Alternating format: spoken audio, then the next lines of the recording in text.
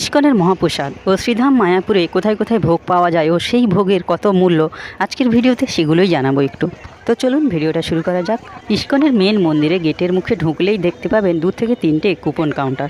তো বিভিন্ন জায়গার কুপন এখানে পাওয়া যায়, যেমন গীতা ভবন, গদা ভবন এবং নানহট্ট ভবন ও সুলভে, যেটা মন্দিরের ভেতরে পাওয়া যায়। তো একটা লম্বা লাইন পড়েছিল।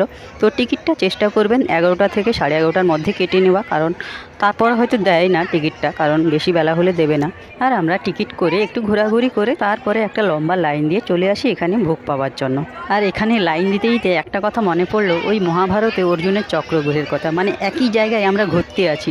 এখানে এটা করার কারণ হচ্ছে এই যে বিশাল ভিড়, সেই ভিড়টা কিছুটা সামাল দেওয়ার জন্য একই জায়গায় মানুষকে ঘোরানো হচ্ছে, যাতে কিছুটা ভিড় এখানে সামাল দেওয়া যায়, তারপরে আস্তে আস্তে ভেতরে পাঠানো হয়। তো যাই হোক, আমরা ভেতরে চলে আসি।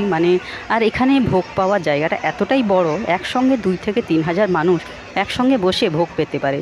আর এখানে একটি পাকার শান করা আছে, মানে এই রকম লম্বা লম্বা পাকার শান করা আছে। একসঙ্গে 100 থেকে 150 মানুষ একটি পঙ্গতে বসতে পারে। আর এটা ছিল সুলভে ভোজনালয়, মানে যেটা মন্দিরের ভেতরেই যে ভোগটা পাওয়া যায়। তো এখানে 50 টাকা করে এটা মানে ভোগের মূল্য নিয়েছিল। আর এখানে আমাদের ভোগে ছিল খিচুড়ি, তারপর সাদা অন্ন, একটা সবজি ছিল, ডাল, লাবড়া, চাটনি।